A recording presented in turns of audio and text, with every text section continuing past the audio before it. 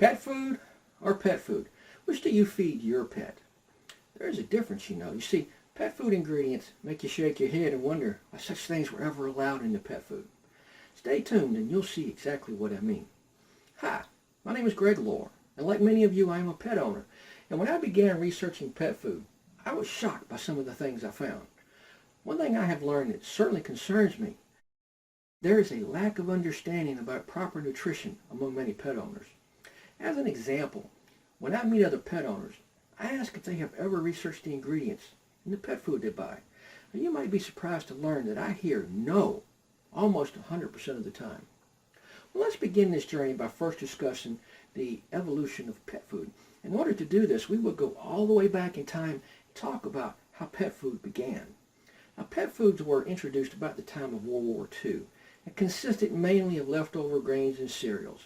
Now, this wasn't done for nutritional reasons, but because these crops have been rejected from the human market, and rather than waste them, they were the start of pet foods. This was also the beginning of a whole new industry. However, it was not long before it became obvious that leftover grains and cereals didn't provide adequate nutrition by themselves. Therefore, meat began to be added so that puppies and kittens could at least grow up without being undernourished. But again, this was not prime USDA quality meat. It was what had been rejected from the human market and rerouted into pet foods. And this meat is often categorized as the 5 Ds: dead, diseased, dying, disabled, and even drugged. Well, you might be thinking, well, that was a long time ago. Surely things have improved by now. Well, you decide. Rejected animals of all kinds are still used in many commercial pet foods. Ground up bones, feathers, and heads are still used as protein sources. Hard to digest grains and fillers are still used, as well as powerful chemical preservatives to maintain a long shelf life. Our beloved animals are still suffering from short lifespans, as well as a variety of nutritionally related diseases. And speaking of lifespans, did you know that dogs and cats have the genetic potential to live well into their 20s? Yet throughout my life, most people I've known with dogs have lost their beloved pet between 11 and 13 years of age. Most likely this is due to poor nutrition. In the next few minutes, I'll be providing you with a list of criteria that you should follow when choosing the best pet food for your pet. You will need to be aware of how to read a pet food label. It isn't enough to simply choose the food based on a pretty bag or clever marketing. You need to know exactly what your pet is eating. But first, you need to know what should not be in pet food. Once you realize this, you can literally rule out many of the commercial brands on the market today. So let's start with these 3 ingredients: corn, wheat, and soy. These 3 ingredients are grouped together because they're basically cereal grains that should never be found in your pet's food. They're used mainly to increase the percentage of protein in the guaranteed analysis, but they are highly indigestible. Now, indigestible proteins cause stress on the kidneys, and once your pet reaches 5 or 6 years of age, it may be considered a senior. Why? Because of all the stress placed on the kidneys through low-quality protein sources.